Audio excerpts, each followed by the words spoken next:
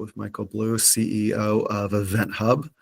And our topic today is really going to be focused around sponsorships and the sponsorship landscape, where it's been, where it is, where it's going. My name is Brian Bauer. I'm the president and founder of Bauer Entertainment Marketing. Just if you're unfamiliar with our business, we're a full-service entertainment marketing company, kind of serve as strategists and tacticians for music, sports, and entertainment properties. And, we're a complement to their in-house teams to help them sell more tickets and drive more fans and more profit. And so that is our jam. So yeah, again, really excited to have Michael here. Michael, do you want to introduce yourself, talk about your biz, your team, all that kind of good stuff? Yeah, absolutely. Thanks, Brian. I'm Michael Blue. I'm the co-founder and CEO of EventHub. Thanks for having me as a guest today. I have one team member on the call as well, Ainsley Santos. We're both out of the South Florida area, but she would be very intentionally saying that I'm in Miami, where she's in South Florida and Fort Lauderdale. I guess they don't mix those two together. But Ainsley is awesome. She actually joined us after working with Florida Festivals and Events Association. So she brings a breadth of knowledge and experience from working with members there and putting on her own expo as part of that work.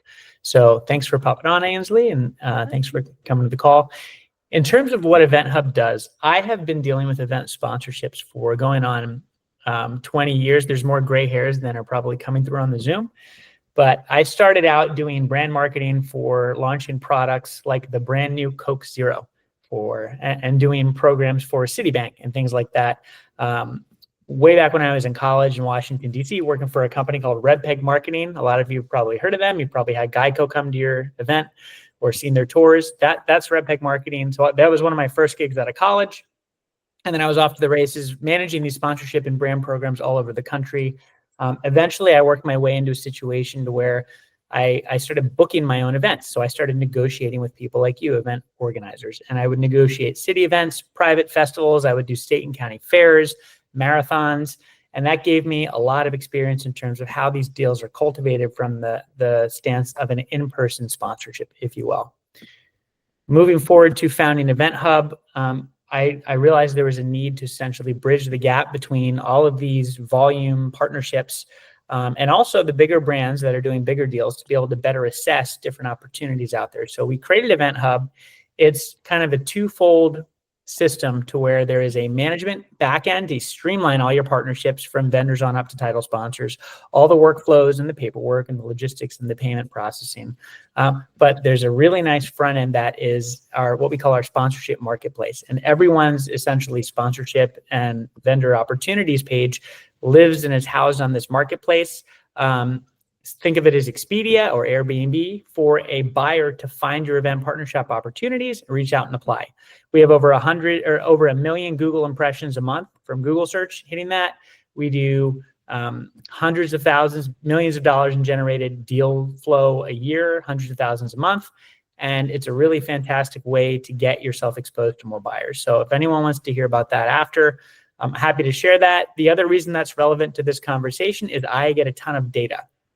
Something I've been able to do is standardize demographic data sets, which makes it very easy for brands to actually search and find the right fits. When that's your event, you get money as a result of that. So I'm able to glean that data and see trends and insights faster than some in the industry because I have hundreds of thousands of data points from deals happening all around the country for events from 200-person or 150-person 5Ks on up to the New York Marathon and major festivals and city-run events that are non-ticketed as well. So I'm able to bring all the kind of data as well as my own personal insights, having been in the field, to the conversation.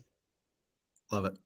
Well, I want to make sure that everybody joining the call knows it's very much an open discussion. So drop any questions, thoughts. Everybody has their own kind of unique experiences when it comes to event sponsorship. So please add that to the chat. I'm wanting this to be a very engaging, back and forth. So yeah, appreciate everybody again hopping on here.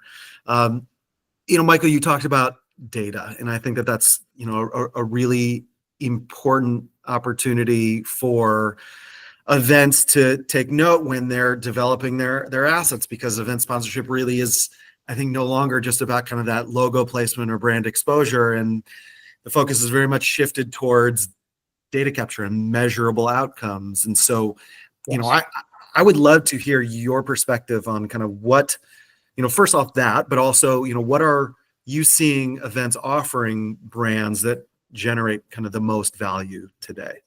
Definitely. In terms of that, a couple ways to approach it. In terms of ROI on an event, one of the reasons that brands have leaned further and further into investing in events is because it's so hard to quantify online digital spends. It's such a broad target you're trying to hit with such a wide scattershot of different PPC. Unless you have an agency like BEM to actually do your targeting for you, it's really easy to miss, but it's even harder to measure unless you have that expertise in the back end. So because of that, brands are typically, whereas as an event, it's very easy to market to attendees. You have these great demographic data sets and things like that. And it's regional to a degree, right? Brands, especially national ones, it's so widespread and scattershot that if you're trying to zone in on a particular market or region for a brand, a lot of times it makes a ton of sense to pair your investment with that on-site or at least an event branding partnership that you know that you're getting that regional exposure. So the ways that people measure that typically are, I would say we call them KPIs. I think you call them that as well, right? And it's very similar to digital marketing. It's impressions, total impressions, but then it goes further and is total engagements, which would be the equivalent of a digital click. And then a conversion would be a sign up for a product on site if that's something they're measured. So they're really in-person physical equivalents to a lot of your digital marketing language that you've probably talked about.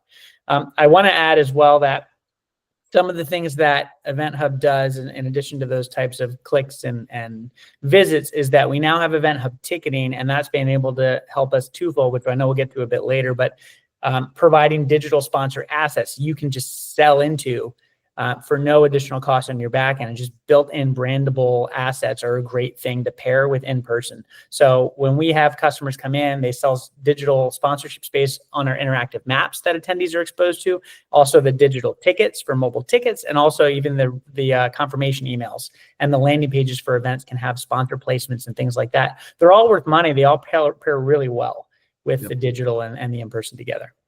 Yeah, you mentioned KPIs or key performance indicators, and I think that it's really, at least what we've found is, it's really important to have the conversation with brands at the onset about what are those metrics that are most important to them, because I think it's a common pitfall that we may be measuring something that they just don't give a shit about, right? And we found too that there are sometimes brands that simply don't care to even receive a recap at the end of the thing.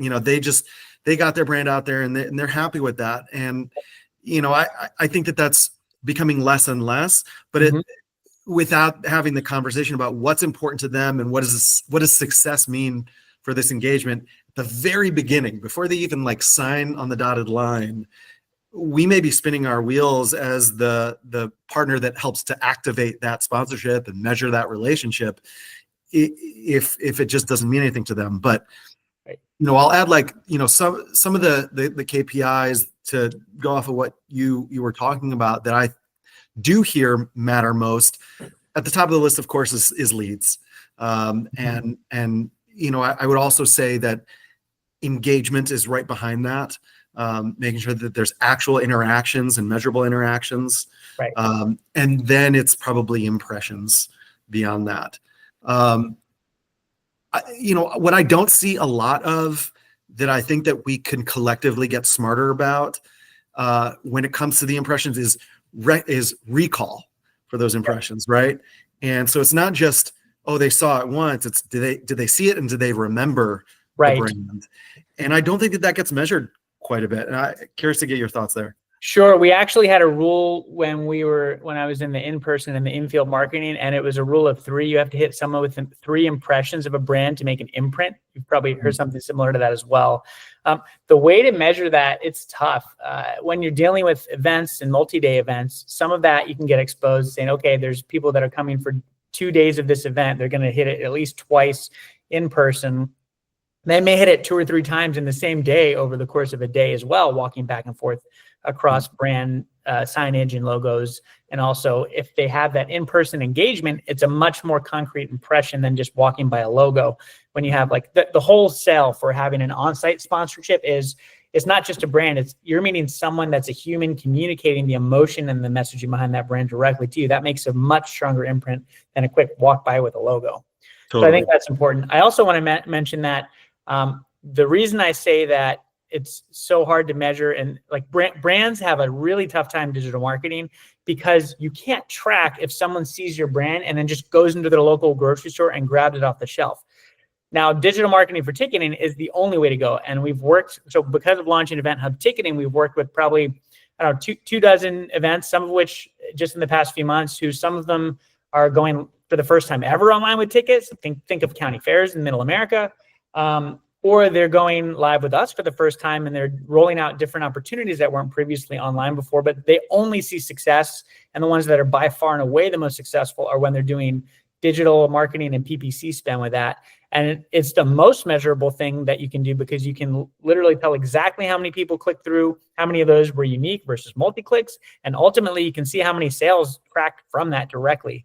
So as opposed to brands have a really tough time, it's the easiest and best thing to track, I would say, for event organizers and tickets. Yeah, I think that, to that point, one of the conversations, or some of the conversations that we're frequently having when it's the process of determining kind of what is going to live in a sponsorship package and the value of the sponsorships, brands need to know what the advertising spend is. Yep. And it's because it can lead to such a measurable return on that investment when they're incorporated into that advertising. They need to understand what is the potential reach that they're going to get from the advertising. And so that's a really important consideration.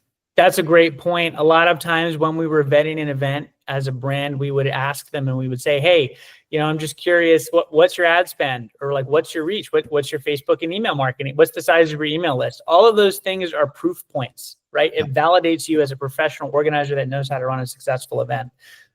If I ask you what your email list is and you say, I don't know, we don't really use an email system. We just kind of like fling it out and do a BCC.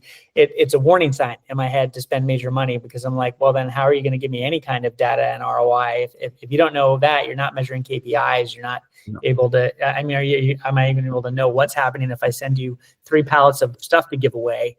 What happens? So those are all proof points, and giving that data and having that measurable in a deck that you can use in your pitch for sponsors, it's part of your reach, it's part of your value and valuation for them as well, by the way. So it all ties together.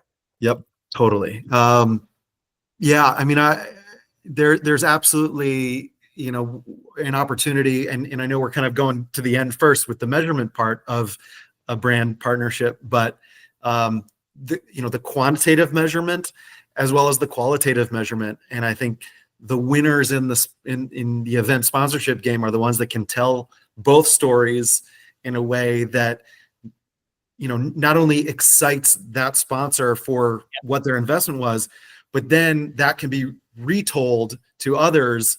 So it's not just driving renewals, but it's attracting more sponsors, because man, if they were able to do it for that brand, they can absolutely do it for me, and putting themselves in the shoes of the other brands. And so it just feeds off of itself. It grows. And so I can't probably emphasize enough just how important it is to be measuring and telling the story around the brand partnerships. Yeah. And one quick note in terms of being able to tell the story about it is, if anyone ever seen a zombie movie or played a zombie game or something like that, if you do, you know about the double tap, right? You always got to double tap the zombie. The equation I'll give you for that is you have to hit them in the head and the heart when it comes to measuring, which means that you have to hit them with analytics to show them the ROI, and you have to hit them emotionally with pictures telling a story or video recapping those engagements emotionally for them to support that data. That's how you hit them in those recaps and those measurables.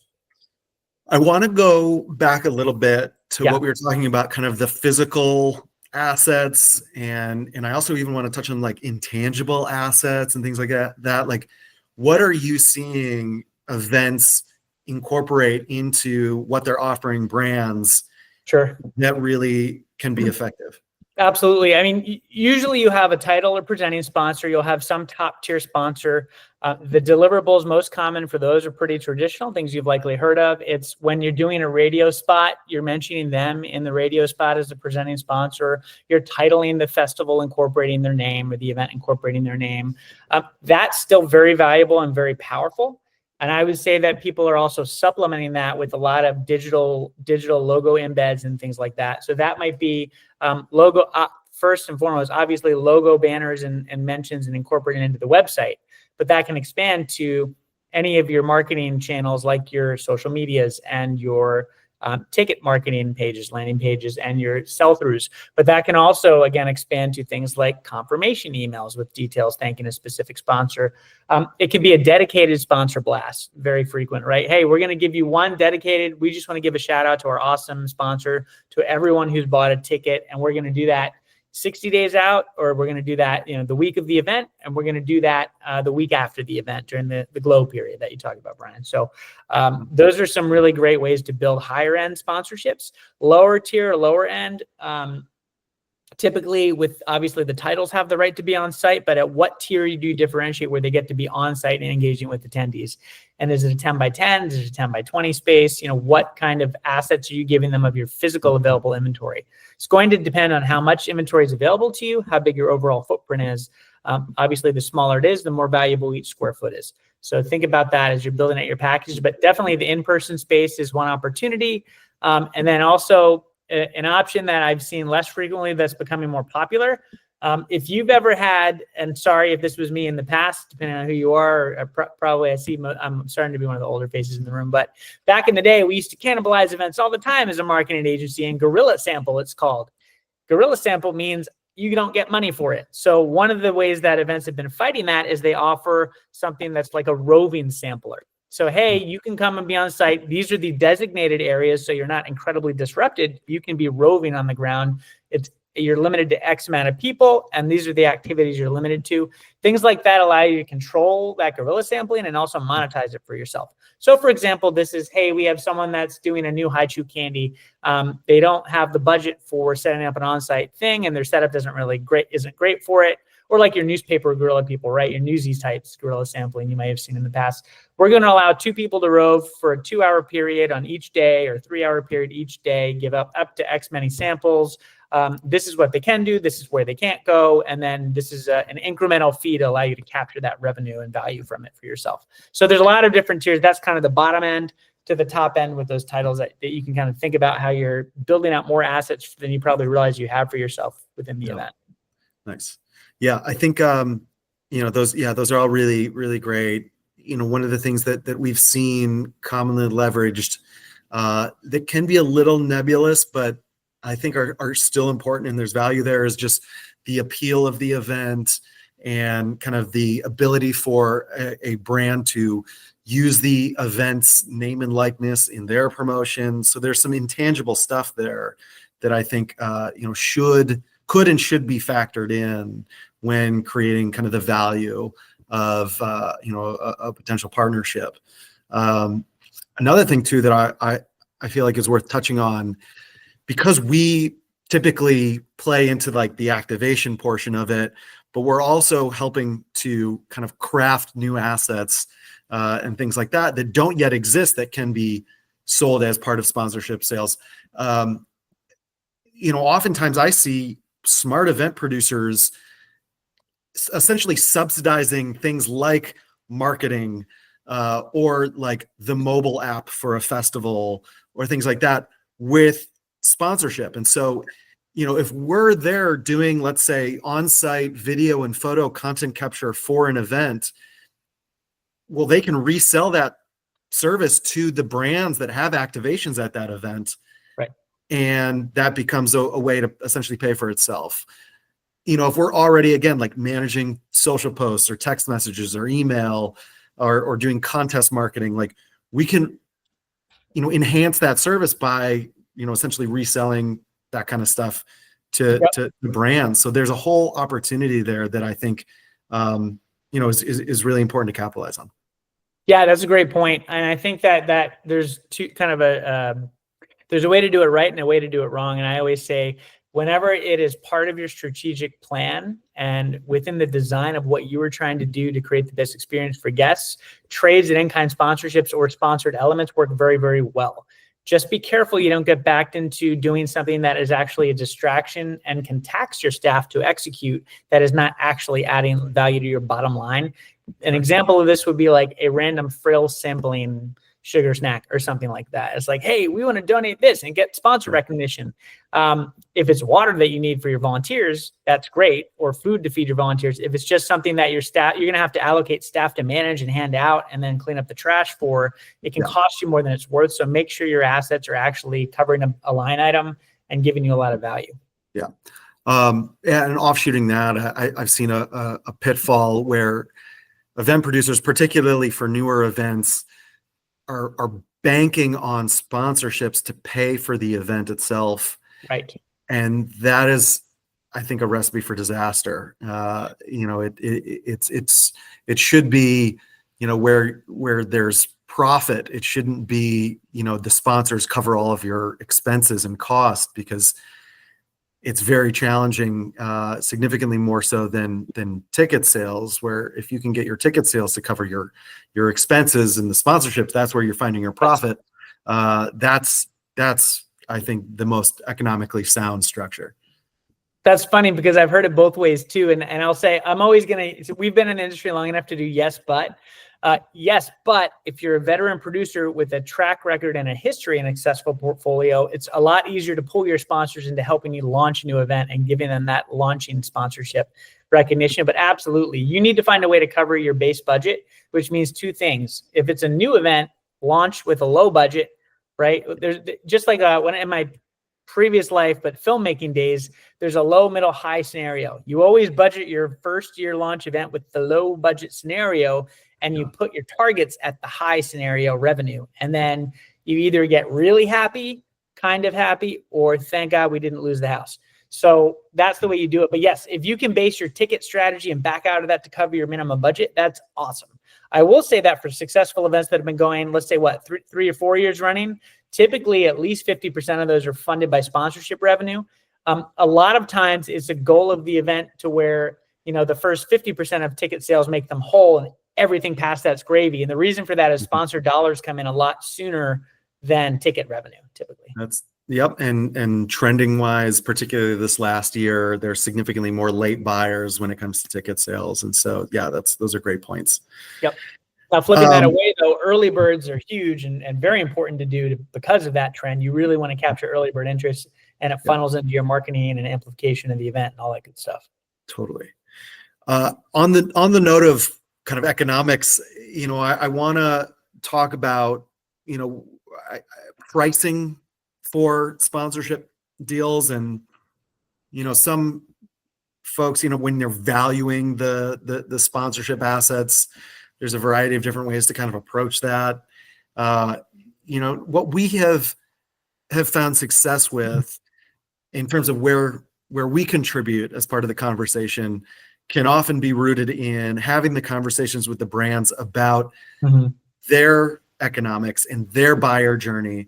Because if we understand this is how much traffic that needs to be essentially generated to your website or email lead capture or whatever, if we understand that, that's how much they need to then convert into a sale, and each sale is worth this much to them, well, then we can work backwards out of that and say, well, based off of the assets that we're putting forward, you should expect this much traffic and this many leads and this many sales based off of this investment. And so I found that creating kind of more of that, value oriented packaging makes a lot more sense, at least from my POV, than just sort of pulling, well, hey, this is going to cost you 20 grand. And that's just because that's a number that we pulled out of sort of nowhere.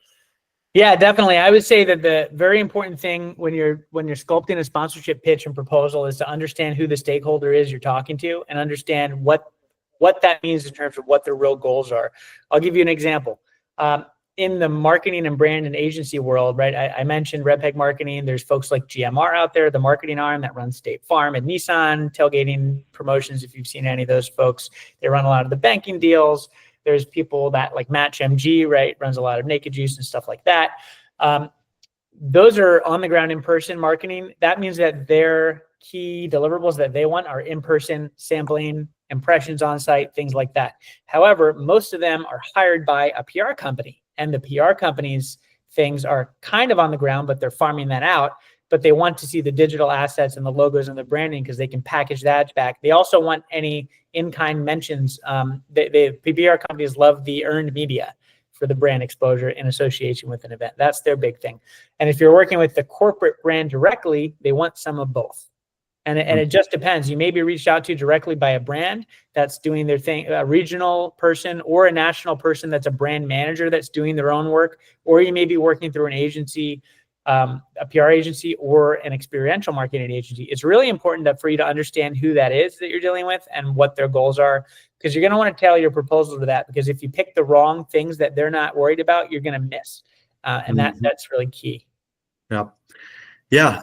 You got to know who you're telling your story to. And I think, conversely, the brands need to understand the audience that your event is potentially going to connect them with. Right. And I think that's an absolutely integral part of that sales process and collateral, expressing very clearly, listen, if you engage with, this entertainment property as a vehicle to promote your brand, like you should expect to be reaching this audience and this amount of audience and that kind of stuff. And that goes again back to really understanding your property and your brand and your assets. And so that's a must-have.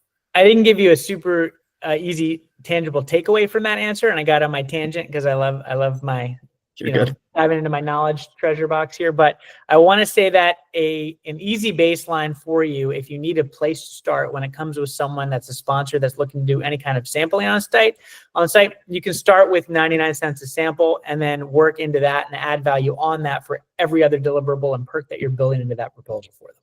So if you just need somewhere to start, don't feel shy or scared about starting with 99 cents a sample and then building up or down from there, that whatever makes sense based on the volume. I've seen it typically 99 cents to bigger media markets is $1.99, $2 a sample. It just depends on the sample price point. But for like candy bars, beverages, anything like that, feel comfortable starting there. Don't feel like it's 20 cents a sample. You're not a mass mailer. This is an in-person event with real attendees and humans. Yeah. But, and I think that smart brands will know and understand their model, where it's, if we give away 100 samples, we should expect one sale. Right. And so then you're able to provide kind of the value-driven pricing based off of, their economics. So I'm curious if you've come across scenarios where, it's almost the flip way, right? Where a brand wants to, partner with an event, but it's not, the event is not feeling like it's a really good fit. And how do you handle those scenarios? Yep, it's got to be a good fit. If it's first of all, what is a bad fit? A bad fit can be just the group maybe has a not stellar reputation and you don't really trust that they're going to execute in a way that's respectful to your attendees. That's one bad fit. Another type of bad fit could be, hey, this brand messaging does not align with the culture of our event.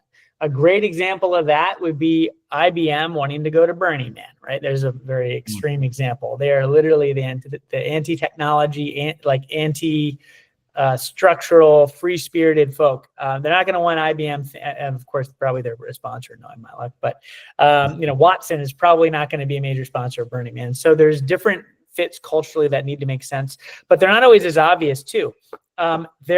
We've worked with events and they've been on Native American land and they're being very respectful for the tribes. So not only is it that none of their vendors can be selling any handmade jewelry that might contain any unauthorized, authentic Native American tribally sourced jewelry, but also any corporate sponsors must not have had any history with bad policies towards Native Americans. So you have to be very cognizant of your own culture and what's going to align, and also what's going to resonate with your attendees, right? Are your attendees going to identify with the brand? Great example is like say you have and I'm a younger, ish jazz person, but your jazz demographic is typically going to be like 30 to 65. And the newest, hippest Celsius energy drink that's sported by Jake Paul might not be the best fit for that demographic, things like that. Yep.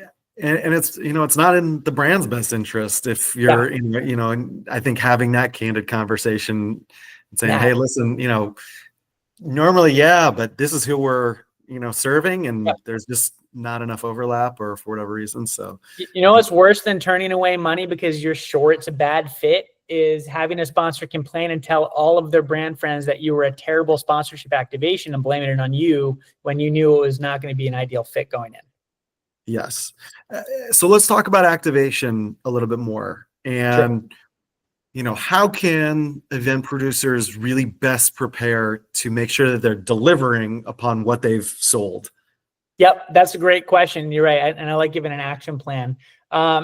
Set yourself up, know what you want to present to them after the event, before the event. That means, what is your recap looking for them? Are you doing a recap deck? Did you build the template for that recap deck before you started pitching sponsors? If you don't have one from a previous year, make it before you start pitching sponsors. Grab samples online and riff on those, or ask ChatGPT to riff on it for you with what you want to change. Easy ways to do that nowadays. There's templates online and things like that as well, all over the place. But in terms of that, you have to know what you're going to be presenting and recapping to them after. And then you have to know how that incorporates into what you're pitching them on the front end and how those packages are working out. And then during the event, you have to get coverage to proof point all of those things. Meaning you have to be, if they're not tracking it directly for themselves, you have to be tracking it in some way for them, providing those measurables. When we had a major sponsor on site, when I was producing festivals, I hired a videographer off of Thumbtack, $500, local videographer.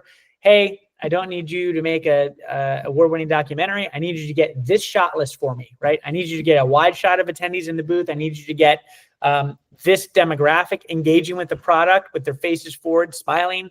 I need you to stage 1 or 2 interviews, asking them what they think about the product. And I need you to throw that for me in a 1-minute sizzle reel I can include to my major sponsor after. So stuff like that, if it's a $10,000 sponsorship, pay a few $100 and have that. And by the way, it's not only for them, but then when you're pitching everyone else next year, be like, yeah, check out this recap of one of our major sponsors. Don't you want this for your brand? So it works in every direction when you're doing stuff like that. Nice. Quick reminder that I just want to make sure folks know to add any questions, thoughts, concerns, share your experiences to the chat. Definitely want this to, be an open dialogue. With that said, I want to talk about kind of navigating like paid versus trade deals. And what have you observed there for event producers that they need to be cognizant about, where there's some brands that, are fulfilling a need, let's say in like maybe the beverage space or, their, whatever kind of core element to the experience of that event that just by them providing product is their sponsorship. And how do you weigh that with dollars? Talk to me about that a little bit. Yeah. So in terms of that, it's really what's going to come down to your bottom line. I did put one request into the chat as well, just to really tailor this. I want to be helpful to you, and I really love educating and sharing knowledge. So shoot a quick note in the chat if you could. You don't have to name your festival if you don't want to, but that's great. Or event.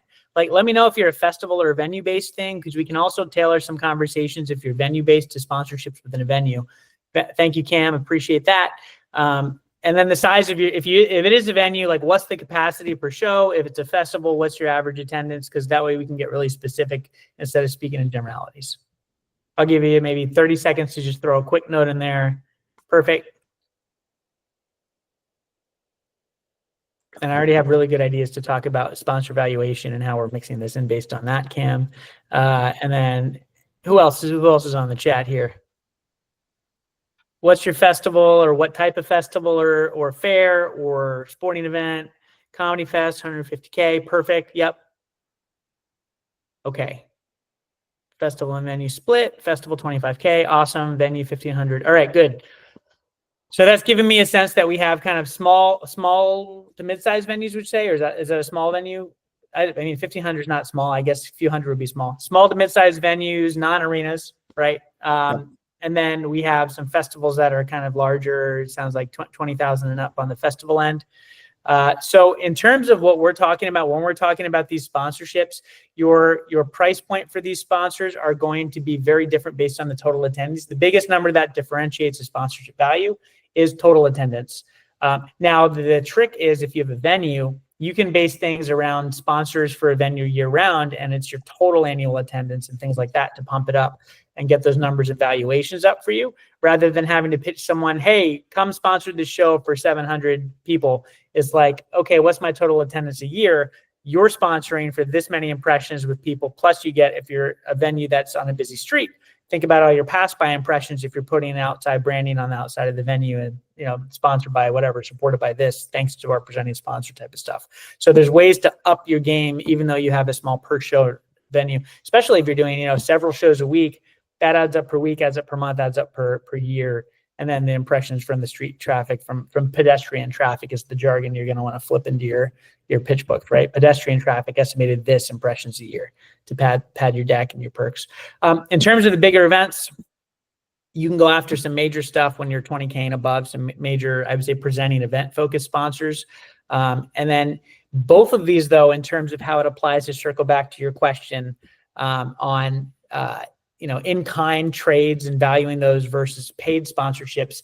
Again, the biggest thing is an in-kind sponsorship only matters and helps you if it helps your bottom line and takes away a cost center, right, for you. Meaning that if someone's sponsoring your tickets, it's covering the cost. Is it a, you know, I don't know, paper company, right? Wants to sponsor the tickets. Great, you're printing the tickets. I now have to pay for paper tickets if I still do paper tickets, or whatever it is. If someone's sponsoring your venue, a venue is like, hey, we need new tables. Who wants to be our table sponsor? That's going to be great, right? Who wants to buy new tables and custom coordinate and have a brand thank you stamp on the table, a metal engraved plaque I've seen on different sponsored tables, for example. If you're an event, it's a little more straightforward. It's like you could have bike racks sponsored. You have signage on all the bike racks and they pay for the bike racks. You could have anything from lanyards to wristbands to tickets to digital tickets that are supporting your marketing costs, whatever it is, you know, if it's a marketing company. But there's a lot of ways to do it. We've had in-kind sponsorships where the brand wanted to go out. The event needed tables, so they went out and delivered 20 fabricated tables for the event, right? Stuff like that. Again, I don't know why I'm on the tables thing today. I just bought a new table. So that's kind of the types of things to think about. But again, with food and things like that, it's really easy because here's the thing. I can also share a resource. There's a thing called Sponsor Match. If you're looking for putting your stuff out there for brands to jump on and things like that, that can help with that type of thing, for finding different brands that are looking for in-kind specifically and that stuff of that nature. So the reason that works is that a lot of these brands that are called CPGs, everyone know what a CPG stands for? So CPG is like a, oh man, now I'm forgetting the acronym. It was Consumer packaged goods? What is that? Is that consumer packaged goods or no? Yeah, consumer packaged goods. So these are things that expire. Those brands have to get rid of that product to write it off as a donation. So especially if any nonprofit involved with your event, they can write it off and donate you pallets of that stuff. And again, but it has to fill a need. Do your volunteers need snacks? Do you need water? Do you need this or that? Stuff like that. Is it an apparel company that wants to be a major sponsor and they're going to donate your staff shirts, right? So think about ways that it can affect your bottom line. Is Motorola targeting your market for their newest phone and they want to sponsor your radios? Things like that. So think about how it can really affect your bottom line for the in-kind and otherwise make them pay. And by the way, there's no reason you can't do both. If you need some snacks, but you're like, yeah, that's kind of a little bit more value than I want to give. It's like, hey, no problem. We're going to discount our normally $5,000 package to $2,000 and let you facilitate sending us a couple pallets on site. So you can mix and match. It doesn't also have to be one or the other for in-kind. And that would be something that would happen all the time when I was running my festival. I'd be like, hey, Laura, this is an actual example. Like, hey, I won't say the name. Well, Laura Bar, right? Hey, Laura Bar, I really appreciate you want to do this. Hey, it's going to cost me, a bit to facilitate this. Can I get a $500 fee to distribute these samples from you? But then, yeah, I really appreciate that we can use these in our VIP area and our volunteer area to give them Laura Bars to snack on. So things like that you can do to at least give yourself some. I always love yes and. yes, we'll take the in-kind. Plus, how about some cash? Yeah. And we've had some clients that have leveraged brand partners to provide staff to help with production and things like that, which I found to be pretty creative and invaluable. Essentially, using that as their volunteer pool. And that was very much, a need to, actually host this event and produce this event. They needed bodies and people to help with setup and takedown, et cetera. And so the brands in exchange got to have placement at the event and kind of the other assets that go along with that. So just another consideration, but yeah, that's great. That's a great point. VIP tents can be staffed by professional brands if they have more professional customer service oriented, like hotel staff, right? Things like that. They make great VIP hosts. Yeah. There's an interesting, so mentioning VIP, we've had several festivals, because there were a couple festivals mentioned in the chat that it struck me as very interesting to see that there were brands that had placement within the VIP areas and they would not necessarily touch the GA. So their impressions and engagements from a quantity standpoint were significantly less, but the argument there by the event producer was that it would be more valuable with, more affluent or, whatever audience base. So I'm curious about your perspective there, and how do you kind of be able to at least communicate that, maybe it's fewer people or fewer engagements, whatever, but there's potentially more value there. So what is your perspective? Yeah, great way to do it. If you have demographic info on your VIPs broken out from your GA, that's one way to do it for sure. Be like, great, you can do this. Here's our GA. Here's our VIP demographic. Here's our GA demographic. Who do you want to be in front of? That costs more because they have more to spend. That's the easy way to justify it.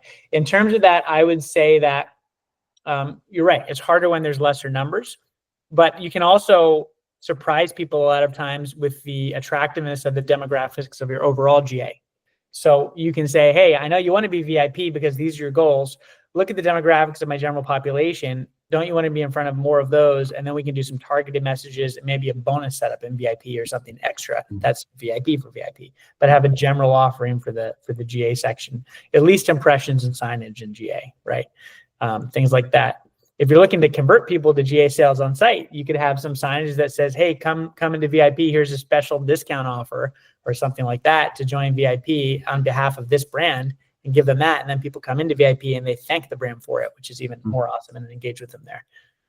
By the way, have you been seeing multi-year kind of deals across festivals, venues, across the full landscape? What does that look like? Yeah, I do see a push on the bigger sponsorships. So here's the thing, going back to those stakeholders again.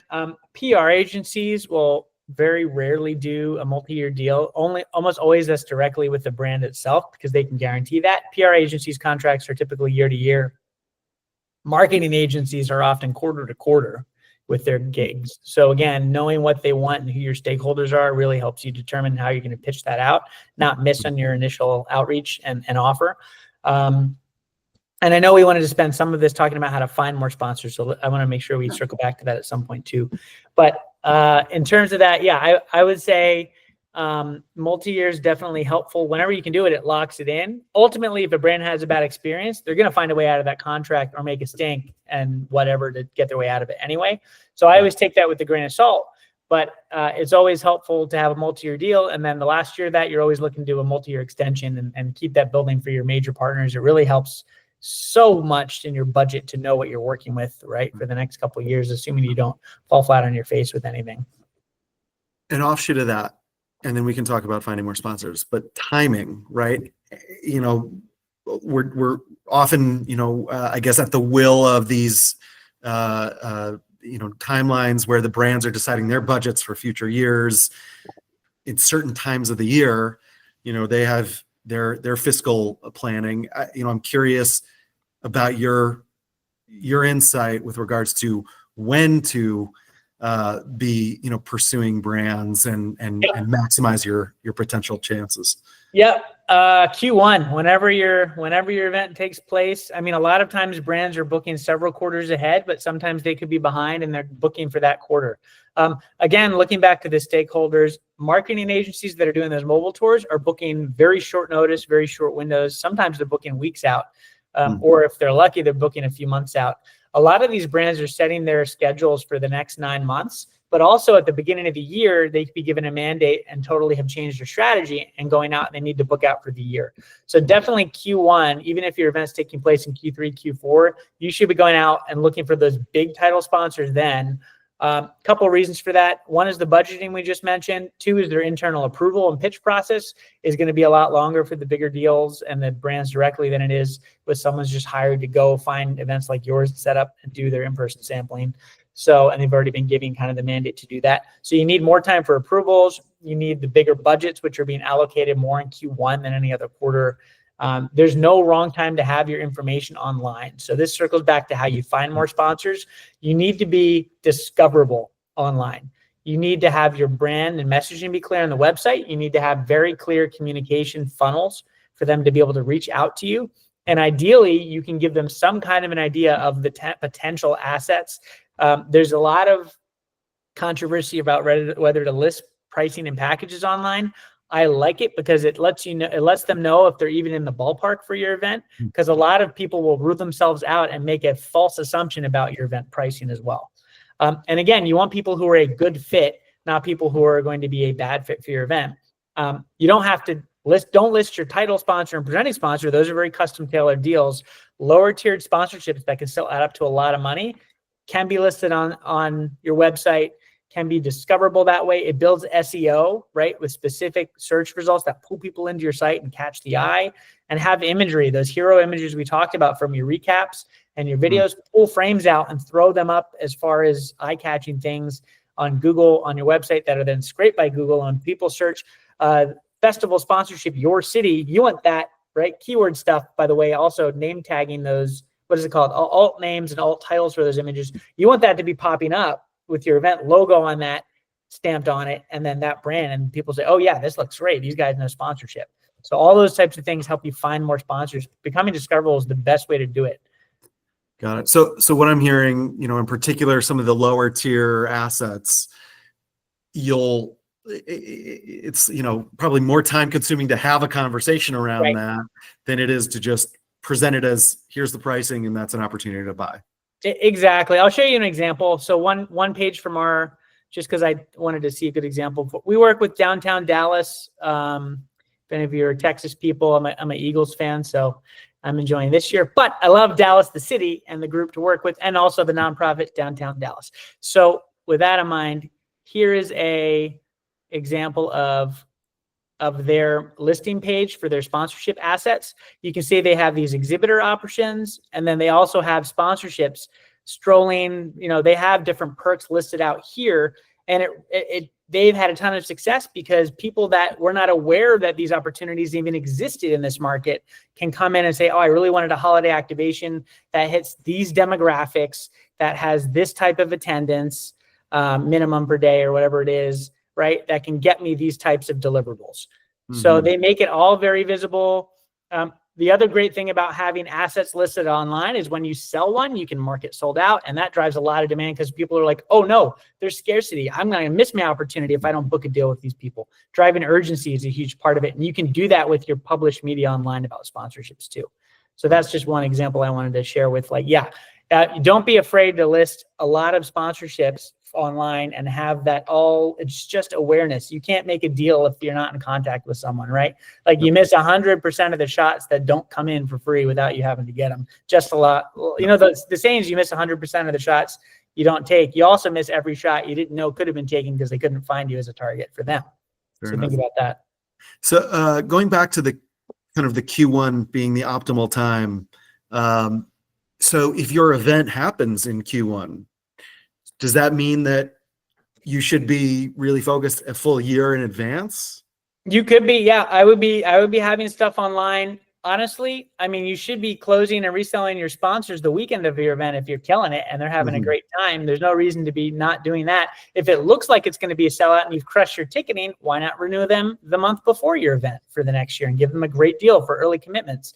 But there's no wrong time to close a deal. The time is now or yesterday, honestly, when it comes to if you're a salesperson or if you're not, and you want to know how other people are doing it, you make the deal when you can make the deal, as long as the terms are favorable and you're happy with them. But definitely, I would say, use that afterglow of the event, not just for tickets and capturing that, but for sponsors and recapping them while they're filling in the excitement. You can keep the glow going with the sponsor, hit them on the third or fourth day after you've had a chance to get the deck together, and then they get to relive it and it reglows them a bit, right? I guess we'll come up with like a micro afterglow or something, Brian, for your next class. And then hit them up. But yeah, there's no wrong time. Go out. I always say at least 9 months ahead of your event for big sponsorship opportunities. The lower hanging fruit you can scrape up within 3 months, even the month before. But those bigger deals, most of the dollars, it's like the NFL draft. If anyone's a football fan here, that's not a Cowboys fan, hi. The NFL draft, NFL free agency, all that big money's gone right at the beginning of that period. Down the road, closer to when it's time to play the games, there's no money left, even if it's a great opportunity. So you want to capture them and get far out in advance so that whenever their budget cycle is, if they're on a January 1 cycle, if they're on a fiscal cycle, which is usually in the fall, you're available for them to discover you and reach out and then book that deal. That's the whole thing. Discovery also means discovery in a window that works within their budgets, not just on their brain. So with the afterglow mention, you alluded to the our BEM's live event marketing masterclass. Yeah. And so I'll have either Jared or Philip here, just sort of as a bonus for folks that attended. We're offering a discount on our course. So we'll include that link in the chat and with that promo code as just a thank you for joining us.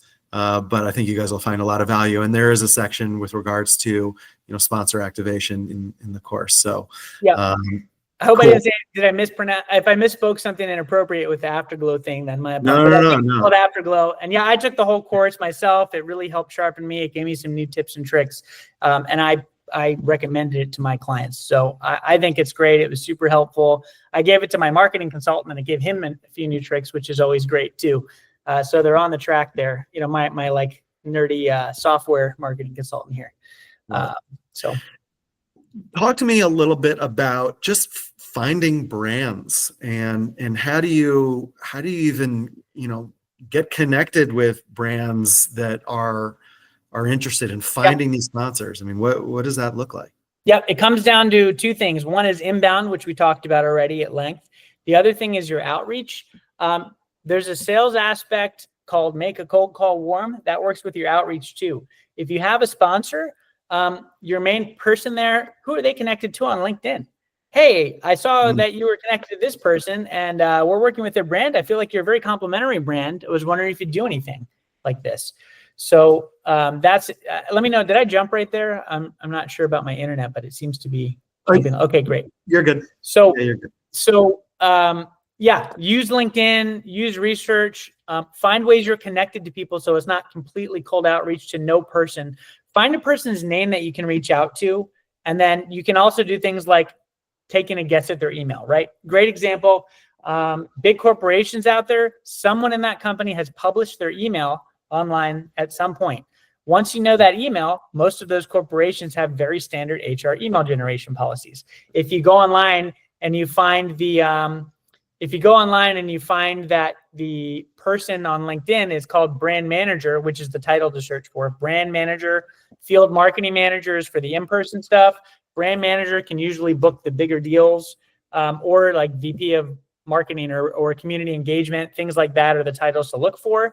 But once you find out who that person is, you can then go back and find anyone who's published their email, put 2 and 2 together, and then send a really nice formula. Hi, your brand came up and I was thinking this might be a good fit, right? It came up. They're never going to ask where. They're interested once they see your event and the opportunities. Some little sales tactics there, but it's all about making that first outreach warm, justifying that they should be in contact with you, and thank God you reached out to them. So that's the approach you want to take. It's not I'm spamming you and trying to sell you something. It's, hey, I'm sure that your brand would be a great partner with me, and I want to make sure you were aware of it just in case you weren't, because I don't want you to miss this opportunity to have a really good partnership.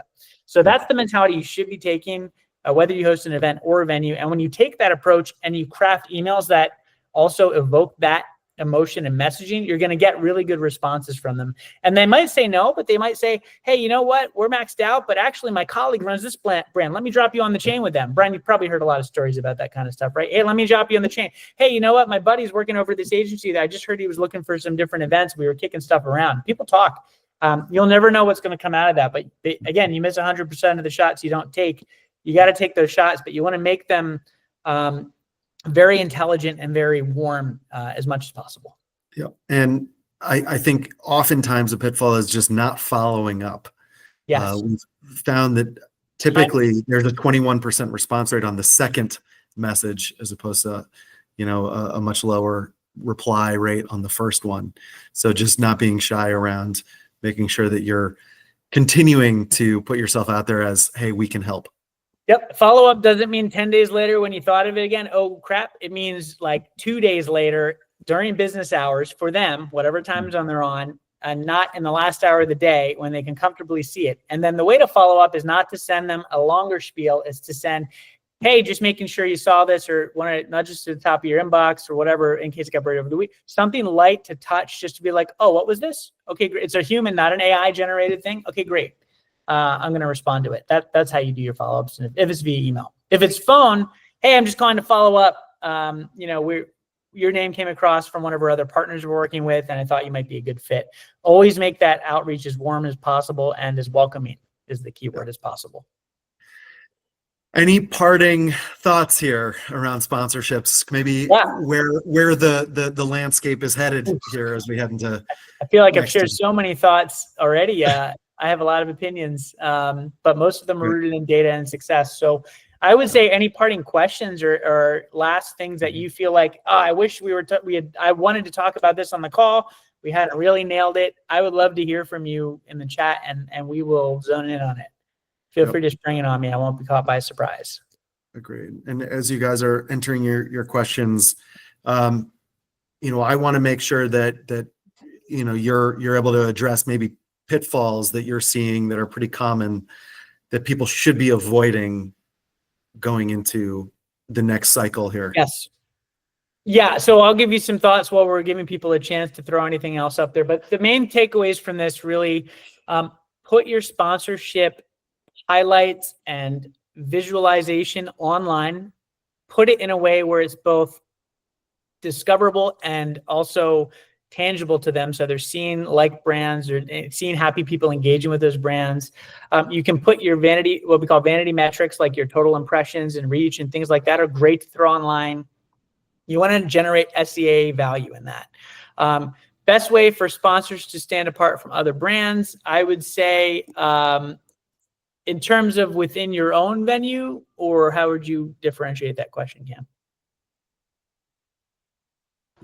Yeah, like at a festival, for example, if there's many sponsors on like a sponsor row, how can they stand out?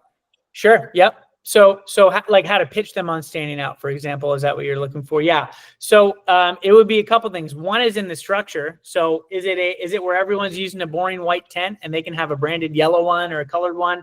Can the branding is there branded walls they can do? Is there a kiosk or a pedestal pop-up? Just physically, there's things you can do with that. Is the offering they're doing different? So if everyone's advertising, are they giving you something? Are they doing, I've had a great sponsorship like free haircuts at an event, right? They're just like, hey, we're going to do free haircuts and bring in Paul Mitchell Salon and partner with them to come in and do it on behalf of the brand. So different things that are unique that offer a fun experience that grabs someone's attention. Think about the experience that your attendees would have and what would catch them as being like, oh, this is cool. Instead of just like, oh yeah, that brand. Oh, this is cool. Oh, I haven't thought about them that way. That's a great way to think about it.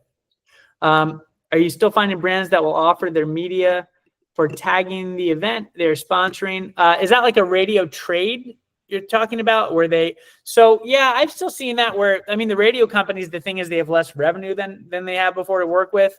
And then the other question you have to think about is what is their reach, right? Is it hitting your audience the way you want it to be worth it for you? But those can still be very, very popular, and if they have the demographics and the audience and can support that with their own data, then it can be definitely worth it.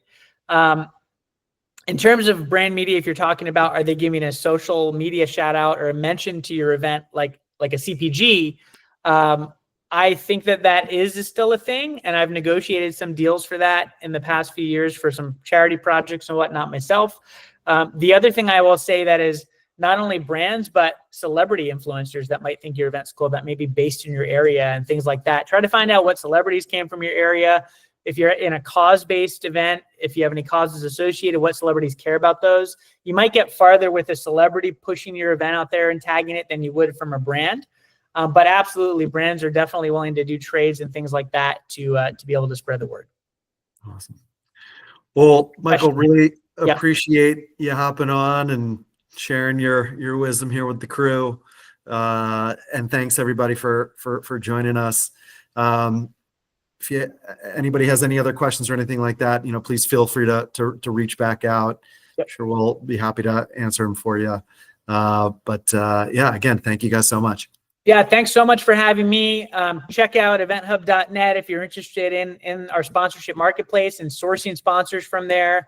If you're looking for ticketing services, we'd love to talk to you. I think our ticketing, from what you've seen, Brian, holds up pretty well against the competition. It's super low cost and easy to use on the back end and transparent with data, which is the key. Always the key to me is easy to use, transparent, lower fees.